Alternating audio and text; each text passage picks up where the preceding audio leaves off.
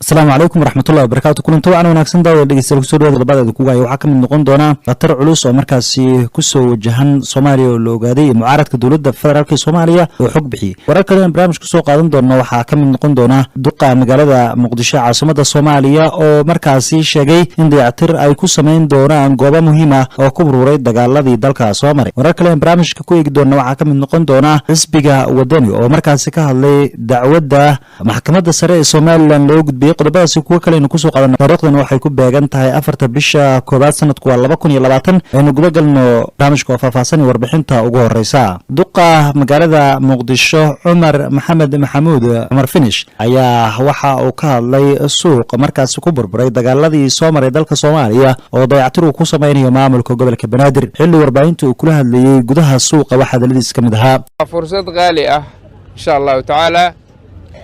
in maantii aan dhagax dhigno suuqii dayax oo muddo kooban kadib dhagax dhigiisii iyo dhaqangalkiisii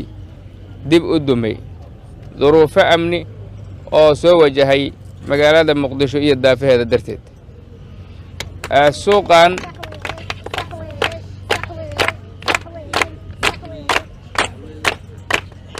suuqan maanta aan dhagax dhignay waa suuq loogu talagalay in lagu iibiyo xoolaha Soomaaliyeed noocyadooda kala gedisan suuqu wuxuu leeyahay dhul ballaaran oo qayb walba oo xoolaha ka mid ah iyo dadka ka ganacsanaya ku filan mas'uuliyiinta deegaankan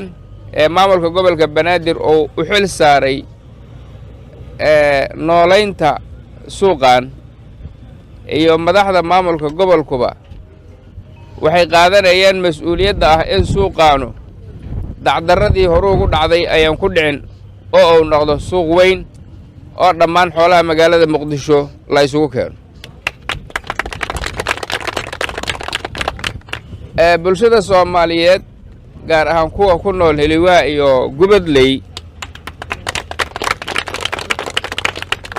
ayaa ka faa'iideysan doona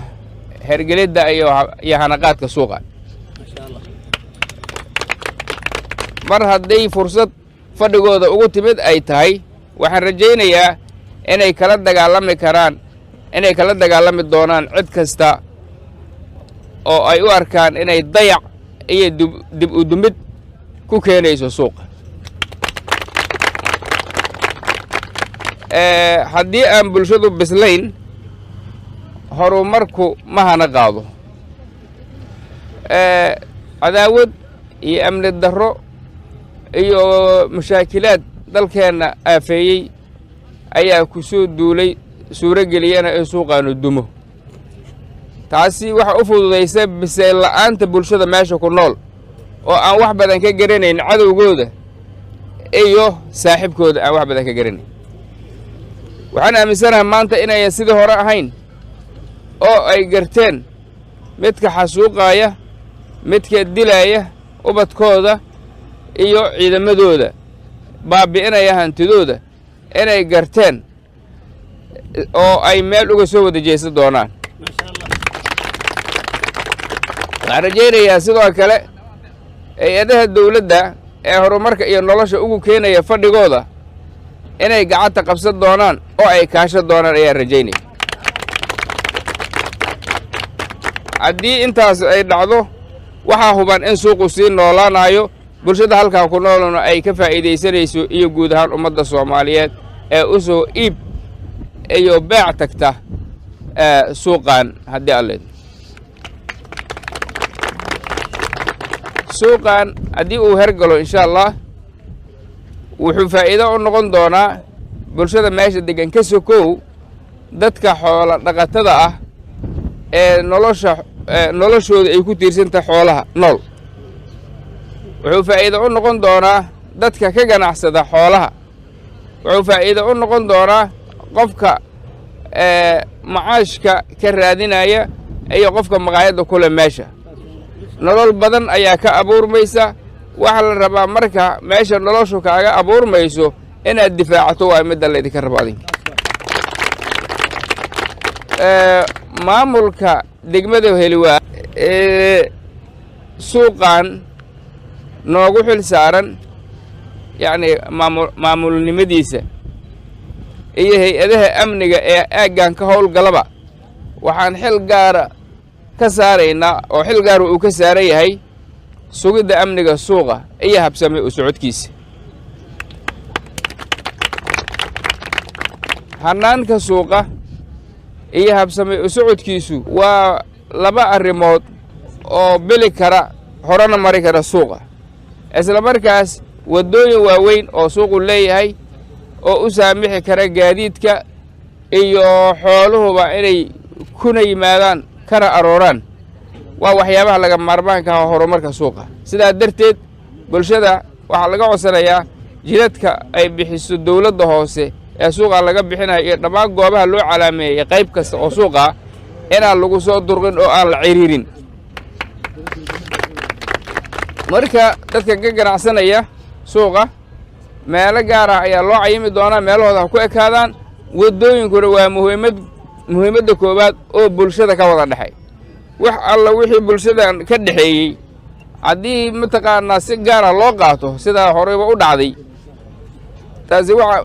waxay keenaysaa bulshadu inay dhaqdhaqaaq weyso oo meel ay maraanba ay weyso iyo si ay u noolaadaan nolosha dhan iska hor imaanaysa marka maamulka dawliga ama maamulka dawladda Soomaaliya qorshaheeda waxaa ka mid ah marka deegaan la sameeynayo marka suuq la sameeynayo dhammaan adeegyadii laga maarmaanka inay sameeyaan oo inay u sameeyaan sida isbitaalada sida goobaha waxbarashada sida suuqyada waddooyinka biyaha iyo korontada waxyaabaha kale ee laga maarmaanka haddii meeshii loogu tala galay biyaha adigu aad hoy ka dhigato xagee biyo laga helaa adiga meeshii hoy ka dhigatay xagee ka helaysaa biyo bal dadka kale iska dhaaf meeshii isbitaal loogu tala galay haddaad adigu degto oo hoy aad ka dhigato ama aad kiraysato xagee isbitaal ka helaysaa saacad kasta adigu xanuunsan kartaa ama cunugaaga oo xanuunsan kara marka goobaha danta guud oo adinka laydinkugu adeegayo sida aad gurigiina gaarkaa u difaacaysaan si ka shishaysa oo yani ka weyn u difaaca min fadlo intaasaa raba inaan idin idhaahdo haddi maalin wanaagsan barasho wanaagsan waxaan rajaynayaa inaan isku soo noqon doono suuqaan oo hagaagsan oo dhammaystiran oo aan xariga ka jarayno wata daawaligiisal qayb hore barnaamijkeenu ku guda jirnaaye afhayeenka xisbiga wadani ayaa waxa uu ka hadlay dacwadda maayarka magaalada Hargeysa oo markaas u gudbiyay maxkamadda sare waata warbixin arrintaas la xiriirta afhayeenka xisbiga wadani barkha jaamac boton oo qayb ka mid ah warbaahinta kula hadlayay hoteelka Kaafiye magaalada Burco ayaa ka hadlay dacwad dhawaan uu sheegay inuu maayarka magaalada Hargeysa uu ka gudbin doono qaar ka mid ah mas'uuliyiinta xisbiyada mucaaradka ee wadani ee ucud arrinta ku saabsan dacwadda su'aasha iga weydiinaysay ahayd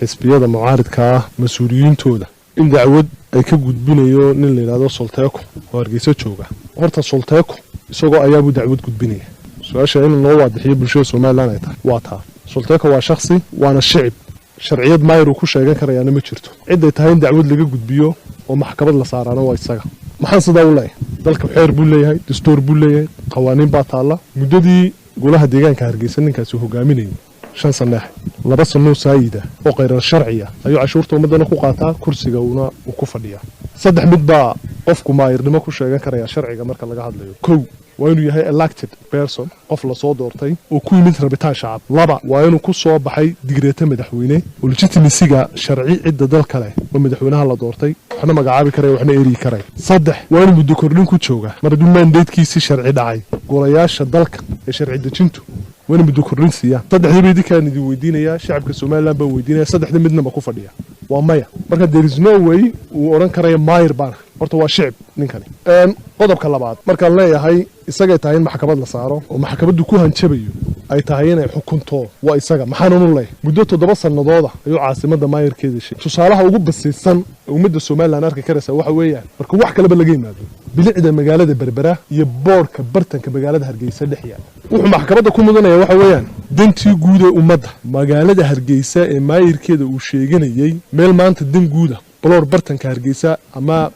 baalaheeda ku yaala oo masaajid laga dhisaa kuma yaallo garoon kubad dhalinyarada looga dhisaa kuma yaallo dhul danguuda meel xanaano ama cusbitaal laga dhisaa kuma yaallo meel iskuul danyarta looga dhisaa kuma yaallo bartanka magaalada marka laga yimaado bannaanka magaaladan laga helay waa mas-uuliyad dar ay ahayd in lagu maxkamadeeyo tiraba intuu madaxweyne muuse talada dalka hayay 2 jeer baa hanti dhowrku xiray dowladda hoose oo qof uu ku rogood umada u soo tabinaysay waa musuqmaasuqa halakay dowladda hoose xafiisku ku shaqeeya waa ku ingiriisku dhisay 1950 2020 waynu marayna waa mas-uuliyad darrada iyo awood darrada maamulay haysatay ku toosan shaqaalihiisu 3 bilood mushahar ma qaataan waqtay tahay in lagu maxkamadeeyo isaga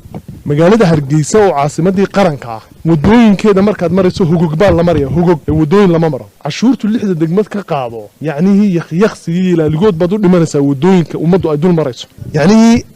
caasimadu haddii maanta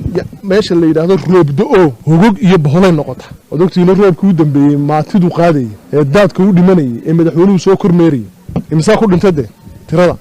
ad garanaysaa marka maxkamaddu ku hanjabaya annagu diyaar baan u nahay waanu tagi doonaa ama isaga sharcigu uu waraabin doonaayo ciqaab kala mudan doona oo sharci xora oo xalaal ah dalku heli doonaayo garsoorku sharaftiisu ilaashan doona ama waxa cadaan doonta garsoorku ku hanjabaya mid isagu gacanta ku haysta inuu noqon doono waxa xidhaalaha maanta de garsoorka hor yaal niman loogu hanjaba xadhig iyo lagu xidhayaayo adeer manihin baan leenahay ka resulteeko annaguna waxaanu lahayn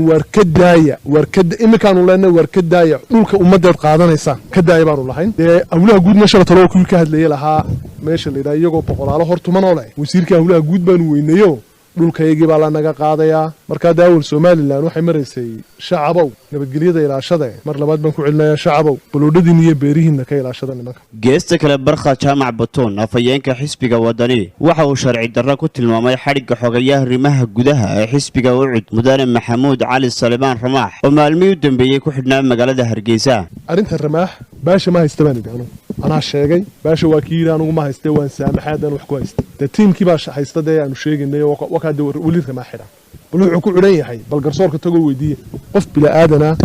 oo xuquuq dastuuriya leh oo madax xisbiya oo dastuurku u damaanad qaaday inuu qowl iyo qoraalba ku dhaliili karayo xukuumadda oo xeerfoodhiina haysta oo shahaado haysta oo inta sidii xoolihii la iska xidhay meel isaga jira dunidana kama dhicin dalkana 30 sano oo xukuumadda ka soo talinaya kama dhicin tan baa u koowa ugu dambeyntii barkha jaamac batoon waxa uu ka hadlay dacwad la sheegay in laga gudbin doono gudoomiyaha xisbiga ucud injineer Faysal Cali Waraabe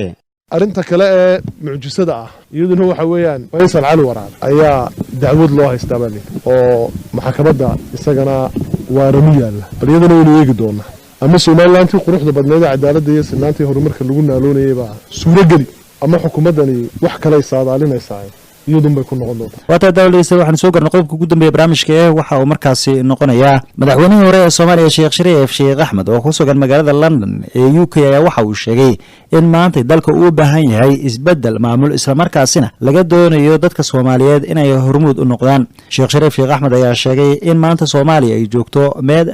meel aad u halis badan loona baahan yahay in hoggaan ka duwan midka haatan jira markaas loo baahan yahay waxa uu sheegay in haddii uu dhici waayo isbedel mustaqbalka Soomaaliya uu ku jiro xaalad mugdiya Sheekh Shariif ayaa ugu baaqay dadka Soomaaliyeed ee midnimada iyo wadajirka maadaama uu sheegay in al-shabaab ay kordhiyeen weerarada ka dhanka Sheekh Shariif Sheekh Axmed ayaa hoggaanka madasha xisbiyada qaran ee dalka ayaa waxa uu khilaaf xooggan kala dhaxeeya hoggaanka dalka oo bulooyinka ugu dambeeyay ay hayeen guudaan dawladda Soomaaliya ku soo gudbinaya intaynu dib u kulmayno barnaamijkan mid